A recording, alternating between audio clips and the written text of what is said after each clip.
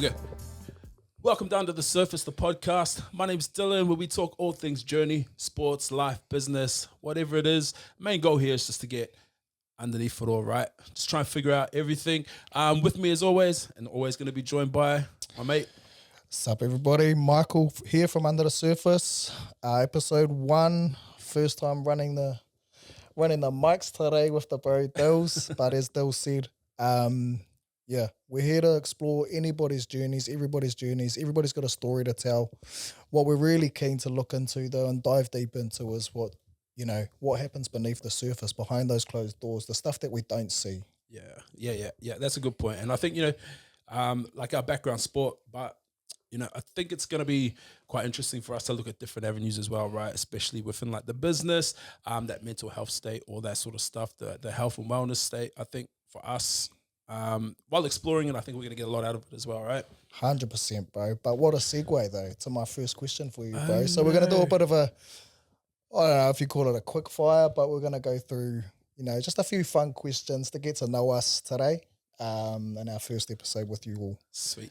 So my first question for you, brother, if your well-being had a soundtrack or a song this week, or let's say over the last few months, because we've been on the grind now, trying to get this up and running for a few months now.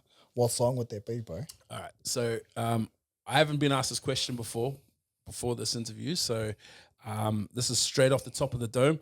But if I have to be honest, man, it's "Sexy Back" by Justin Timberlake. Hey, not to change your answer, guys, from the last time.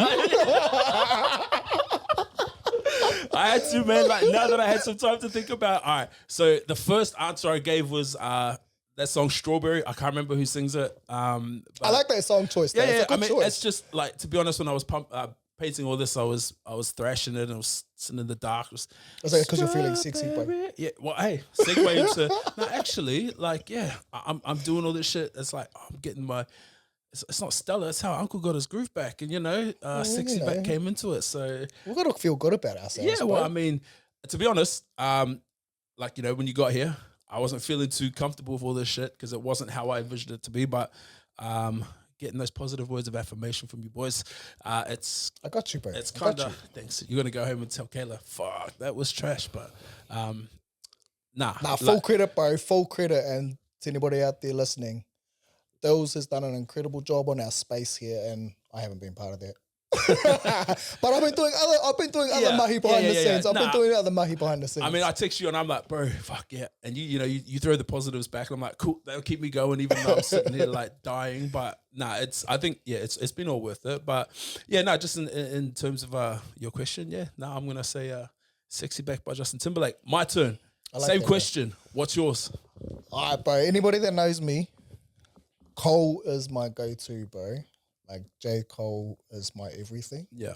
Like I swear I can listen to J. Cole all day, every day. Rajit. But at the moment I got this song. It's called Higher. It's just a vibe. Ooh, okay. It's just a vibe. Give us a couple bars. I'm not giving no bars. I can't bars. sing, bro. I sing in my personal space for me. Is it a J. Cole song? It's a J. Cole song. Well, give us a rap. I'm not giving you just a give rap. us Do not hit me with that. Just give us a cheeky 3 lines. I'm not doing it. I raw, honest, open. I'm not doing it, bro. I promise I'll get him to rap a few bars before we wrap up this first season, which we'll get into the whole. We'll see. We'll get into the whole layout of how this whole podcast sort of works. But that's a good question. That's a good song, bro. That's a good song. What's your next one? All right. What's a small win you've had recently that no one else would notice? This is a bit of a big question, because we've been grinding here behind the scenes, and only our really close circle knows about it. Yeah. Fuck. Shit. What's a small win I've had? A win. What's a win? What's a win? Probably getting here, like being able to do this. So like we've jumped on the mic before. Why are you looking at me like that? Well, I was gonna say, for those that don't know, we gave this a run before Christmas intro, and Dyls being the ever perfectionist that he is, he wasn't happy with it. So we had to run Nah. it back. But now we've got this beautiful space. I feel like it's still not done. It's not done. I still need to build the wall, but I think being able to have a space that we can just sort of do the shit in, is probably a win for me. And we're not doing it in my lounge where my kids are running around, screaming and shit like that. So it's quite nice to be able to just have a dedicated space. So that's probably that's actually not a small one for me. It's probably a big one. It is a big one. It's a big one. So, like it opens up for, for us to do some other stuff and get other people in and stuff like that as well. So, that's probably mine. What about you, lad? Because, Bro, the win for me is similar to yours, but it's more around the just getting to the point where we're ready to have a crack. yeah, It's never going to be perfect, and it's going to be a bit messy, and I'm nervous as hell. But I'm so keen, bro. Like, yeah, this thing that we've dreamed up together was your baby, but it's growing over the last few months as we've sort of had discussions, strategy sessions, all that sort of carry on, bro. And just being here, being able to start. Being able to start. It's actually quite weird sitting here doing it, knowing that like we've got like just a little sneaky peeky, like we're off to Auckland weekend to talk to a couple decent names within the industry. We won't name it yet, but that to me is like shit. That's real way. That's real. Like, because at the moment it's just me and you. Yeah. We're just shooting shit. And like like you said, we talk to our small circle about it, and they know these people, but even then, it's just like it hasn't happened yet. But now knowing that we've done this, the space is set up, like we kind of have to do it. So it's quite exciting. Well, that's what I keep telling myself as well, bro. Because I'm the one reaching out to to our guests at the moment. I'm like, organizing a space for us, making sure that we're set, we're ready to go. Yeah. And as soon as you start bringing somebody else into the fold, there's immediately there's an accountability to it. Yeah, exactly. And that's for me the biggest thing that probably keeps me up at night. Like, okay, this is something that I cooked up in my head, but now that like you're along for the ride, our families are well invested in it as well. 100. It's like, shit, this has to pop off. Otherwise, for me personally, I feel like a little bit of responsibility that it didn't. And if it doesn't, and say like you guys feel a bit down about it and shit like that, is that on me? Does that make sense? I also feel the beauty behind that is that we have each other to bounce off. Yeah. We have each other to hold each other to account. I thought you were going to say hold hands, but yeah. Well, I'm all for that. But, you help motivate me and want to move forward and it's getting a little bit deep, eh? But, and make me want to keep grinding and get to the next phase of all of this and grow and get better. And I just want to nail this thing down, bro, for us. I think we'll get to it when we talk about like the purpose of the podcast and stuff like that, or what we're doing. Probably dive in a bit more into it. I think it's a conversation for me that can get quite deep. 100. So we'll ease into that because I don't want to pull at the heartstrings just yet. All right, bro. Next one. If you could instantly master any skill, physical or not, what would you pick? Oh shit. I don't know. Whatever it is that you do to have your physique, I'd like that. Whoa. That'd be gun. Bro, I've given you the platform, brother. Oh shit. I've given you the platform. I don't know. What was the question again? If I could master any skill? Yeah, physical or not, anything. I wish I could bake, eh? Bro, come around my house. I can bake, bro. Yeah, I got you. I don't know. I wish I could bake. Like, Hey, straight up, we got lessons for days. I love baking. yeah, Love baking. yeah. Mind you, it comes from a time when like we were poor. Oh, true. Grew up poor. Yeah. But you always had flour and sugar in the house. Mm. And little bits and pieces. So like Yeah. Bro, if you wanna feed, bro, you gotta get creative. Yeah, see, I only sort of fell into that sort of baking world just recently. Well, not recently, within the last couple of years, because my partner can bake. Like, she's out the gate. Oh yeah, I tasted her baking. Yeah, for me, she's pretty gun. So I'm like, I'd like to be able to learn. I'd like to be able to bake, so I could sort of bake for her. I've tried. Ooh, I like that. You're deep today, bro. I don't know why. It's just coming off the top. No, I've tried to bake. And it's been absolute rubbish. We tried to do a little bake-off thing when my kids were here. My daughter told me never to bake again. These cuts. Yeah, it was. Yeah, I wasn't happy, but yeah, I don't know. I think it's just one of those things that everyone should sort of know how to do. Yeah, just like you said, it's kind of like a resourceful thing, right?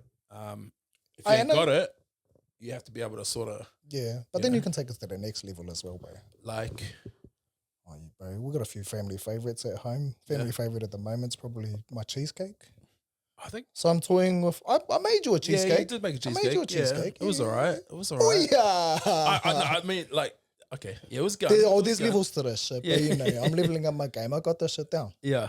All right. So you can bake. You can obviously push some tin. What's a skill that you wish you could master? Skill that I wish I could master, bro. Honestly, and I probably wouldn't have thought about it until I walked into this room again. Yeah. But seeing that gap on the wall, bro, I regret not learning to play the guitar. Yeah. As a kid, I really do. Actually, and being Māori growing up, and you can't play the guitar, bro. Are you Māori? All you gotta learn is just like ding, like that. What do they call it? That Māori strut or that Māori strum, whatever it is. But I mean, now that you mention that, there's actually. I don't want to change my answer because I still wish I could bake, but I want to go one more skill, and that's I wish I learned to speak Māori. Bro, that's a good one.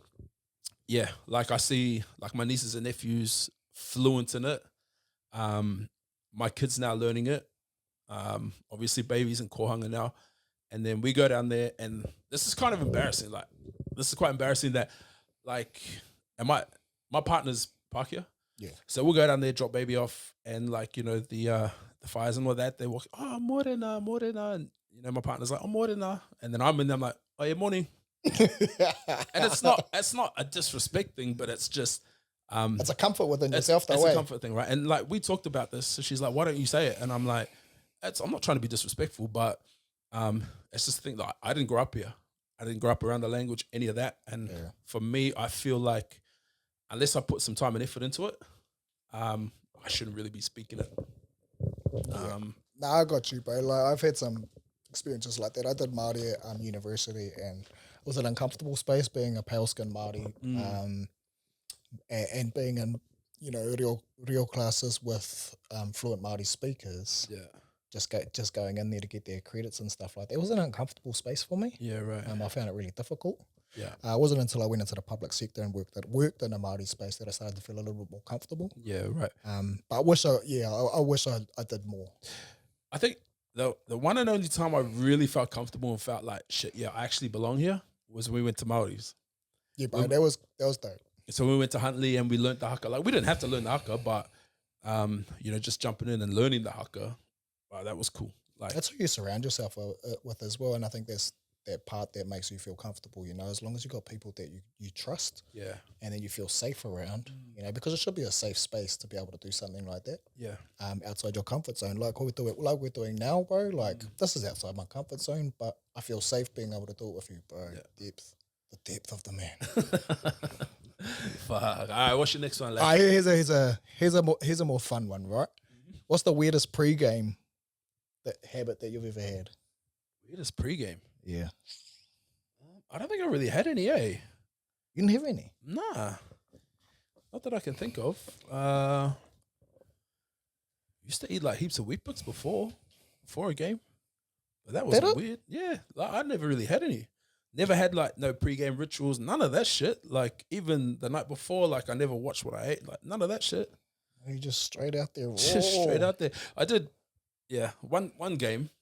Actually, it was, I think, the opening game. I was playing in Australia against the Tigers, and tried to smash like 12 wheat bix, and I ended up spewing in the in-goal line. But nothing nothing too. Nah, not nothing. No, Was that after you guys scored or got scored on? I was like literally running out of the tunnel straight to set up for kickoff, and I was just straight in the corner having a spew.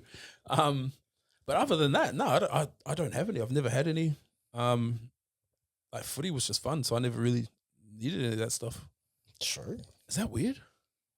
Nah, I don't think it's weird. I think if I think about it, like it'll be one of these things that, you know, once we've wrapped all this stuff up and then I go back and I go inside and think about it, something will pop up, but like, no, I honestly don't think I had any. Oh. You? I had to have the same undies every week, eh? That's weird, bro. I had to have the same undies every week, bro. Why? I don't know why. Nah, Why? there was never a reason. There's no, well, that's why it's weird, right? Like, there's no reason for it. You just do it. Did you ever play a game without that particular pair of undies? If so, how did you Nah, play? but so I'm thinking back to like when I was playing Fresh 15 and stuff, eh? Like, I had a few little things that I do because we had to wear a shirt before a game and stuff like that. So I had to wash my boots and iron my shirt every single Friday night before a game. Really? Like, I had to, just had to. Yeah. And then, yeah, undies, bro, like, they had to be the same. Damn. What kind of undies were they? Jockeys, bro, back in the day. Shit. Dan Carter, bro, he was, Oh, is that why you got them? I don't know if that was why. They were comfortable undies, though. That's They're why you comfortable- got They're comfortable undies, bro. But Dan Carter's the man. I don't know. I don't think, no, I 100% didn't have any. And I feel kind of weird. Weird that you don't have a weird habit. Yeah. Like, I don't know. I know a lot of boys that, had the most random shit. Like, they used to do the most random shit before they played. Like, there's some out the gate ones. Yeah, 100%. But I just never did. Like, I'd turn up, get ready, and just play. Just built like that, eh? Nah, not Just even built like that. different. I think, like, I never really took footy seriously enough to have anything, like, to invest too much time into it. Telling you, built different. Nah, don't Alright, do bro. that. If you Don't could do give, that. we're gonna go deep now. Oh, This is a deep shit. one, bro. All right, go. If you give your younger self a well-being tip in one sentence, what would it be? This is a hard one, bro. This is a hard one. Take a beat. Take a beat. Yeah. If I had to give myself, my younger self, a well-being tip, what would it be? Oh shit. This is too deep, man. This is so deep. Well-being tip to my younger self. It would probably be I don't know, man.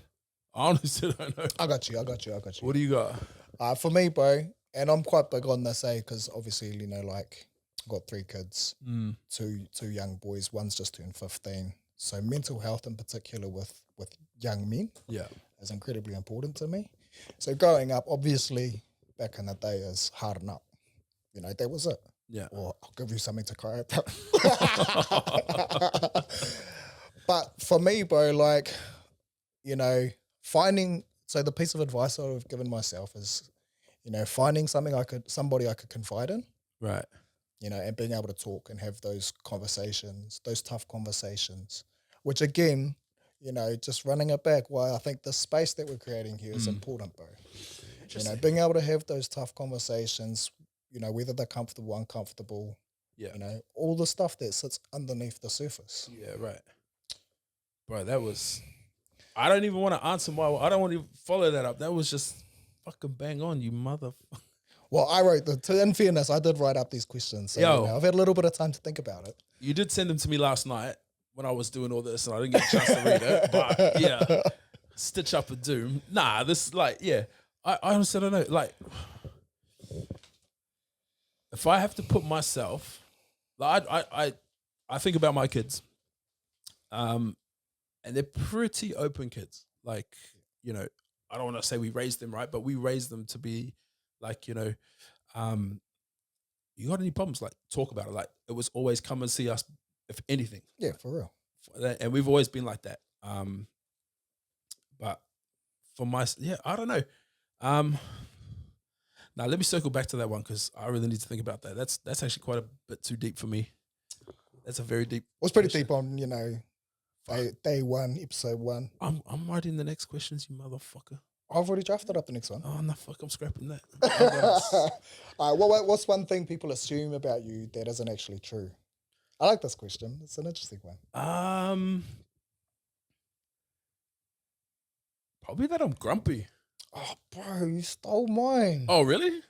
Yeah, straight up. So like, all of my students at course think like I'm angry and like I'm mean when they see me, but it's not until like, we get in class and stuff like that, and then I open my mouth and they're like, "Oh shit, he's actually not that serious at all."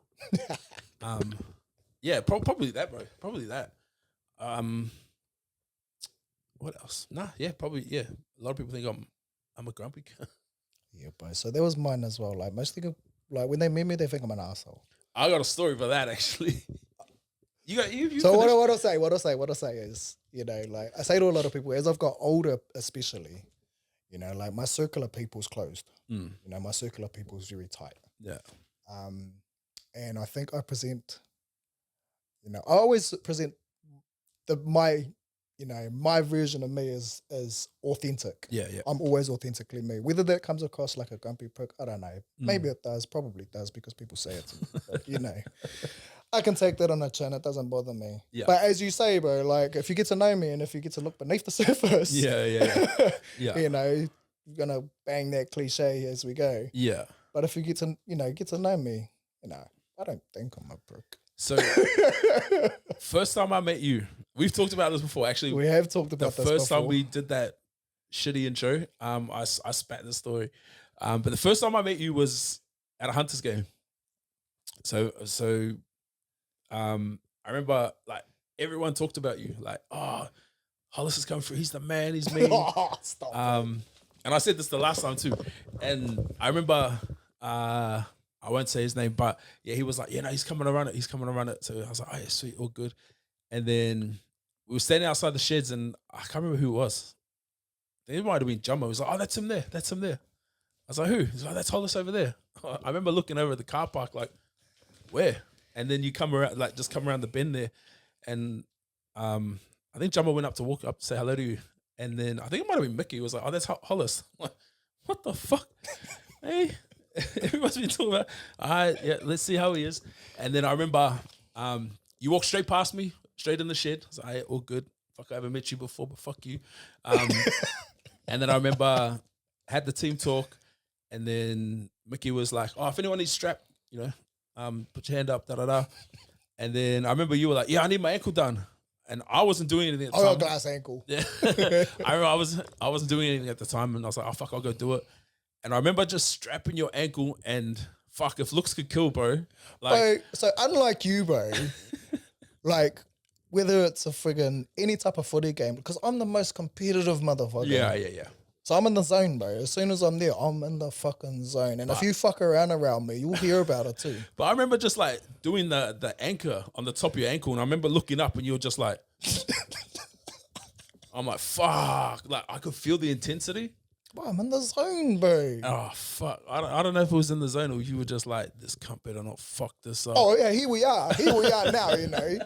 Fuck. But I remember that was my first interaction with you. And I remember thinking, oh, fuck this guy. Like, fuck.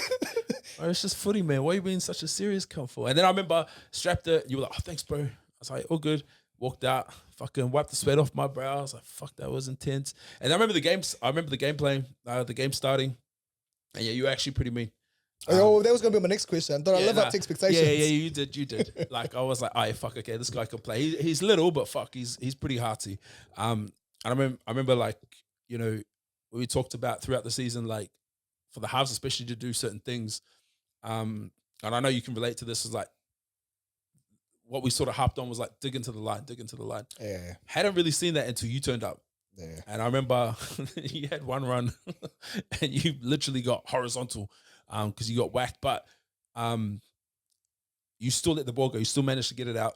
So you were willing to take that shot. So one thing I always say to the boys, doesn't matter if I rock up for one game in a season and I don't know any of the boys, I'll say, trust me, I'll take a shot for you. Yeah. Just run your fucking line. And that's how footy should be played, right? Like fucking, yeah. Like if they run their line, I'm happy. Yeah.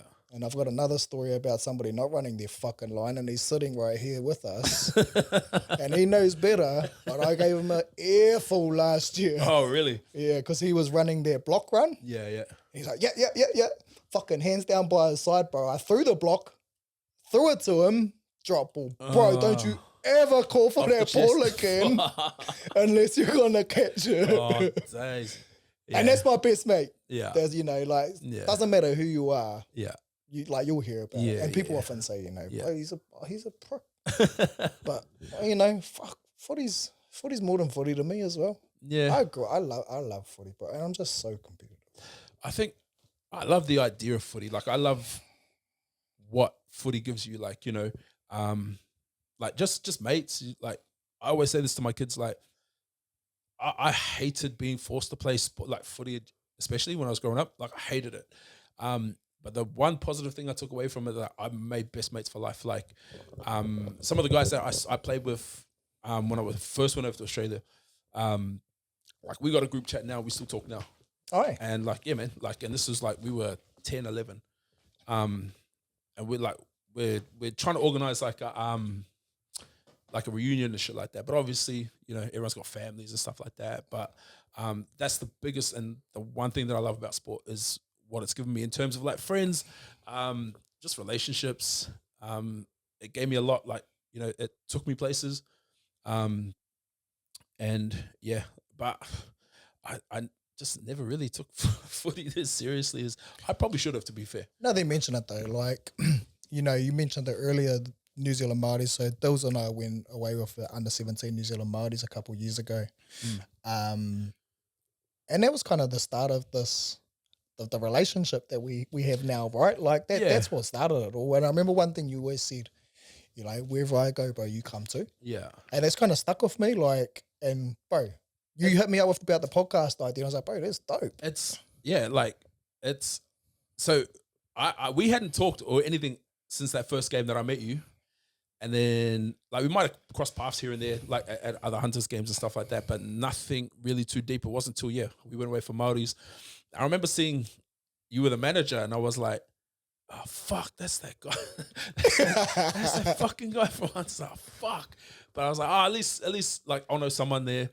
At least we get to do all that stuff. We'll travel up there and all that shit together. And that was probably the Marae Stay that we did was probably the one that changed everything for me in terms of like, I really got to know you, and especially this ain't ditty, but especially that one night, when we're in the marae and like we're going to bed and we were just sitting there chatting, like we were just chatting, the hours of chat. Yeah, like that changed everything in terms of, I think, what our friendship was going to be for me. Yeah, 100%.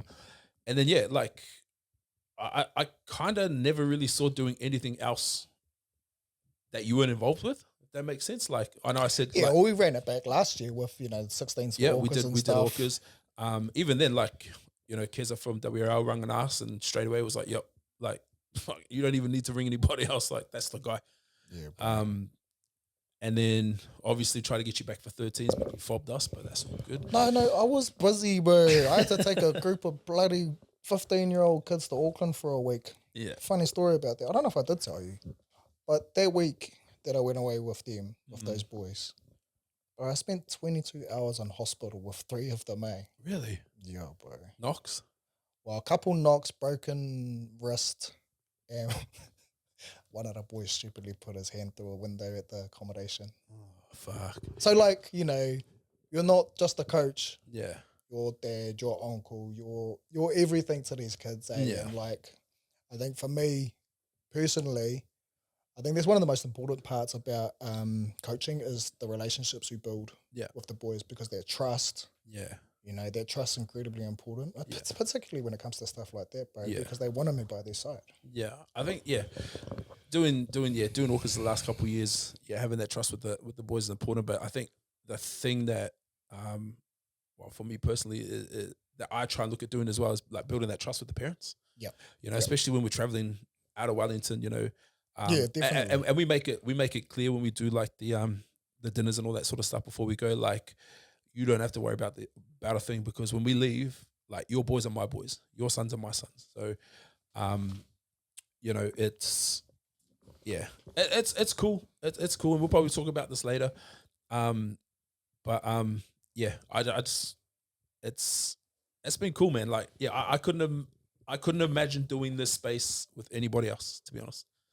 Bro, there's so much love and depth in this conversation today. I'm feeling it, bro. Yeah, I'm trying to bite my tongue because I can see that person behind the camera, and I'm just like, oh, motherfucker. All right, let's wrap us up, bro. I'm going to go give you a real quick fire. Yep. Morning person or night owl? Night owl. Yeah, you are, bro. Bro, you're messaging late at night all the time. Yeah, it's only because since I met you that I'm like, man, I'm sure I got ADHD. Like, fuck, I'm like on the spectrum big time, man. Coffee, tea, or don't talk to me? Coffee. Quick fire, bro. Come on. Coffee. Favorite way to move your body?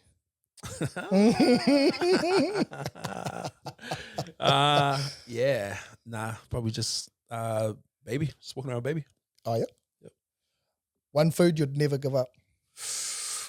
Chocolate, man. Oh, I've got to keep that in mind for when I Chocolate. program your next plan. Oh, brother. to be fair, I've Because I can build it in. It'll just be dark chocolate. Yeah, nah, like to be fair, so this is the thing, like partner's sort of pretty healthy as well, so I haven't had much chocolate at the moment. But yeah, chocolate's one for me. One thing you're currently obsessed with learning? This business. Like this is all I think about. Like, and again, it just goes back to what we talked about at the start. It's not just me anymore. Like, there's other people involved in it. So I'm driven to know more about this shit. So I don't fail, because if I fail, we fail. But I fucking refuse to fail. Love that, bro. Love that. That us? Yeah, bro. Yeah, sweet. Easy. Do you want to close us out? What? First time ever, bro. Fuck, I just said I don't speak Māori, bro. You got to cut it. Nah, yeah. So I'll wrap us up. So, I guess just before we go, should we really talk about, like, I guess the structure of what's happening within the potty in terms of the seasons, all that sort of stuff? Got you on the next episode. Oh, really? Oh, well, sweet. Yeah. So we'll wrap this thing up here. Hopefully it's been a bit informative. You got a little bit of a gist about what we're about, and who we are as people. But as we go through, we will dig under the surface a little bit more about ourselves. Because if we're expecting other people to sort of give us all of them, we have to be able to do the same, right? So 100, bro. yeah, I'm looking forward to the journey, man. It's gonna be cool. Got a few ideas about, bringing a couple of people along with us as well for the ride. Like I said, I don't just want this to be a platform for me to succeed. I want it to be a platform not just for you to succeed, but I want it for everybody that, is sort of in our circle to succeed as well. So hopefully we can let this shit pop off so that everyone sort of gets a taste of it as well. But yeah, from me, wrapping that up, Dylan, see you guys next time. Thanks for listening, supporting, excited for the conversations ahead. Let's go. The stories we'll uncover and keep exploring beneath the surface. Perfect. If you like our potty, subscribe, share with family and friends, and give us a follow on IG. Ooh. Peace.